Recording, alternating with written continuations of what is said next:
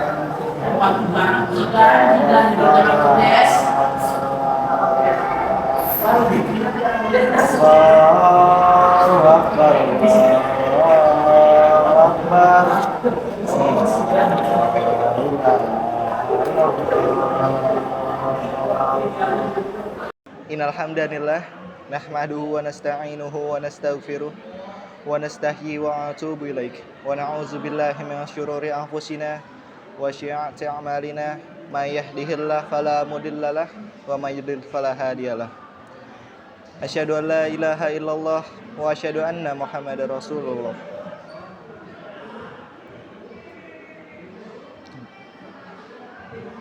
Fa ya ibadallah usikum wa nafsi wa iyya bitaqwallah faqad fazal muttaqun. Wa qala ta'ala wa la tahsabannallaha ghafila faqad fazal muttaqun wa la tahsabannallaha ghafila amma ya'malu dhalimuna innama yu'akhiruhum liyaumin tashkhasu fihi al-absar.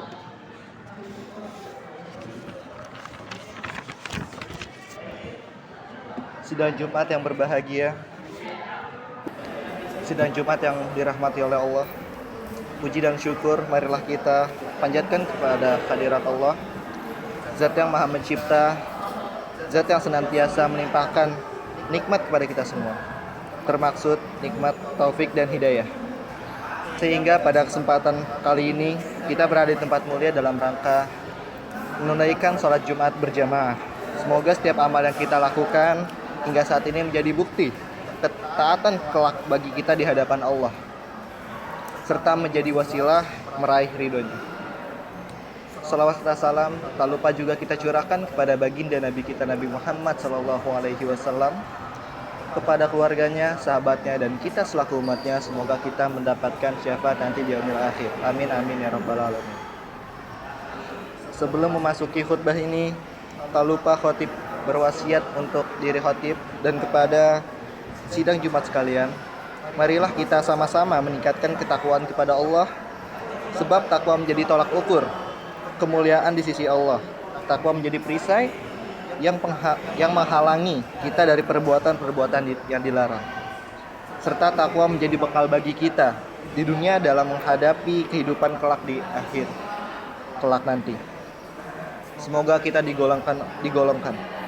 Semoga kita digolongkan oleh Allah sebagai hambanya yang taat dan bertakwa. Amin amin ya rabbal alamin. Sebagai ayat yang dikutip dalam mukadimah di atas, Auzubillahi minasyaitonirrajim. Wala tahsabannallaha ghafilan amma ya'maludz zalimuna innama yu'akhiruhum liyaumin tashkhasu fihil absar.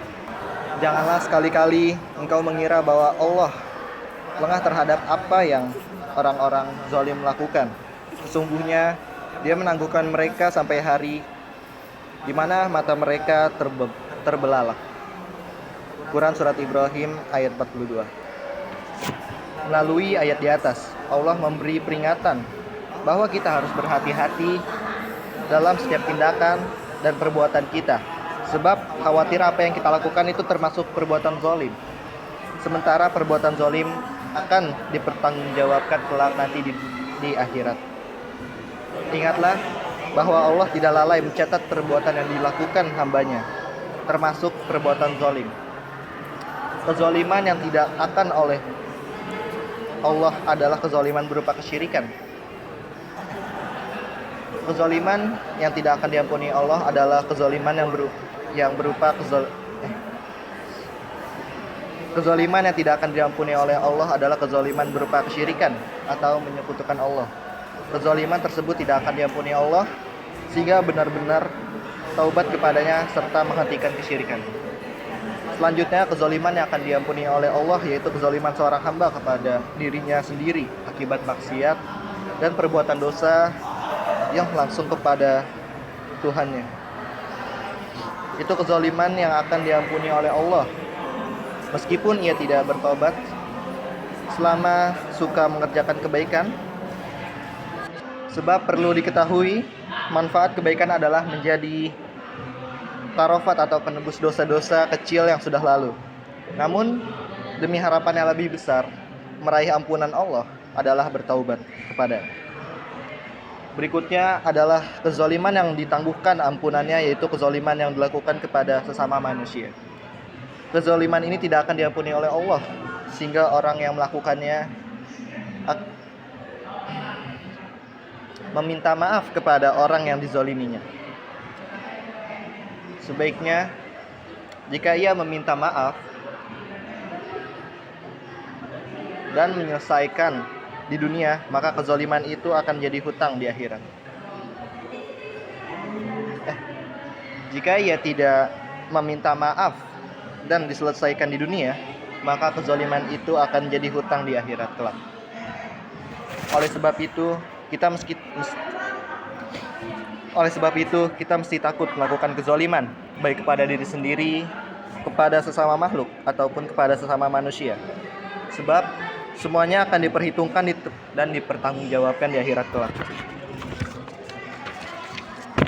Larangan ketiga bentuk kezaliman itu sudah ditegaskan oleh Allah dalam Al-Quran Surat An-Nisa ayat 29 yang berbunyi, Ya ayyuhalladzina amanu la ta'kulu amwalakum bainakum bil batili illa an takuna tijaratan an taradi minkum wa la taqtulu anfusakum innallaha kana bikum raqiba.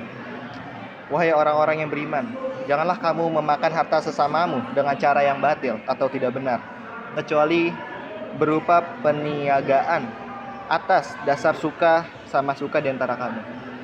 Janganlah kamu membunuh dirimu, sesungguhnya Allah adalah Maha Penyayang kepadamu. Quran Surat An-Nisa ayat 29.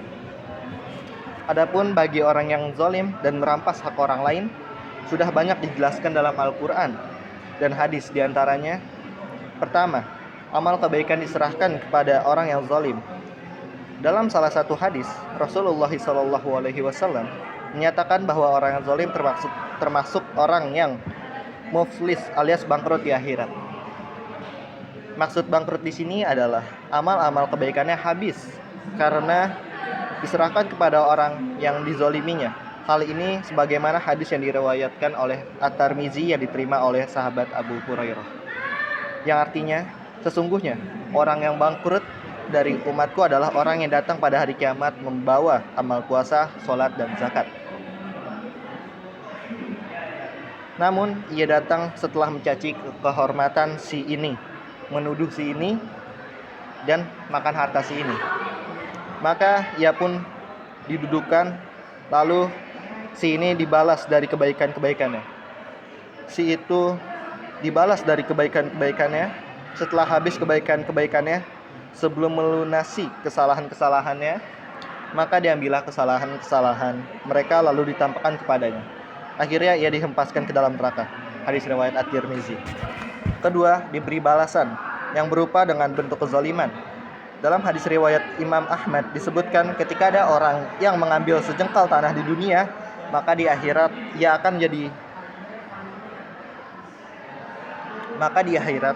akan diberi balasan menggali sejengkal tanah sampai 7 lapis di bumi. Selanjutnya tanah itu akan dikalungkan kepadanya hingga akhir kiamat, sampai diputuskan perkaranya di antara semua manusia. Demikian seperti yang disabdakan Nabi SAW, yang artinya manusia yang menzalimi sejengkal tanah, maka Allah akan menuntutnya untuk menggali sejengkal tanah itu sampai ujung 7 lapis bumi hingga hari kiamat, serta diputuskan perkaranya di antara semua manusia. Hadis riwayat Ahmad. Sidang Jumat yang dirahmati oleh Allah. Ketiga, diancam dengan doa buruk yang dizolim.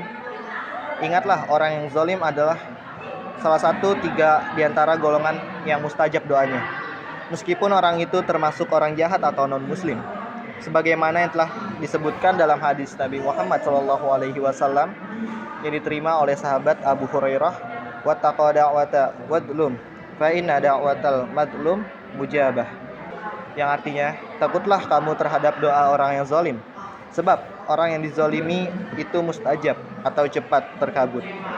Hadis riwayat Malik. Keempat, tuntutan dan persidangan di padang mahsyar. Pada waktu itu ahli neraka tidak akan masuk neraka, serta ahli surga tidak akan masuk surga sebelum dirinya bebas dari segala sangkutan kezaliman dan hak kepada sesama manusia.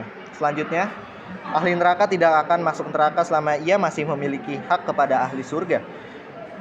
Begitu pula ahli surga tidak akan masuk surga selama memiliki hak kepada ahli neraka. Hal ini seperti yang digambarkan oleh Rasulullah SAW dalam hadis yang artinya, tidak pantas seorang ahli neraka masuk neraka sementara ia masih memiliki hak pada ahli surga. Begitupun ahli surga tidak akan masuk surga sementara ia masih memiliki hak pada ahli neraka, sampai kami memutuskan perkaranya meskipun bentuk haknya berupa satu tamparan. Hadis riwayat Ahmad. Faman ya'mal misqala dzarratin khairan yarah wa man ya'mal misqala dzarratin syarran yarah. Semoga kita semua termasuk orang yang mendapat pertolongan Allah untuk menjauhi segala perbuatan zalim. Amin amin ya rabbal alamin. Barakallahu li wa lakum fil Qur'anil azim wa nafa'ani wa iyyakum bima fihi minal ayati wa dzikril hakim wa taqabbalallahu minni wa minkum tilawah innahu huwas samiul alim. Aqulu qouli hadza wastaghfirullahal azim li wa lakum lisairil muslimina wal muslimat fastaghfiruh innahu huwal ghafurur rahim. Allahumma sholli ala Sayyidina Muhammad wa ala ali Sayyidina Muhammad. Alhamdulillahillazi ja'alana minal muslimin wa razaqana minat thayyibat wa asyhadu anna Muhammadan abduhu wa rasuluh. Allahumma sholli wa sallim ala Sayyidina Muhammad wa ala ali Sayyidina Muhammad wa ala alihi wa sahbihi wa man tabi'ahum bi ihsanin ila yaumiddin. Amma ba'd. Fa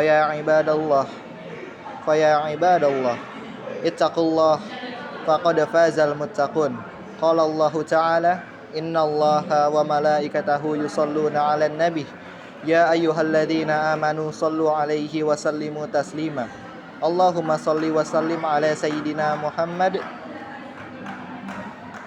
Allahumma salli wa sallim ala sayyidil mursalin waradallahumma an ashab wa qarabatihi wa azwajihi wa dhurriyyatihi ajma'in.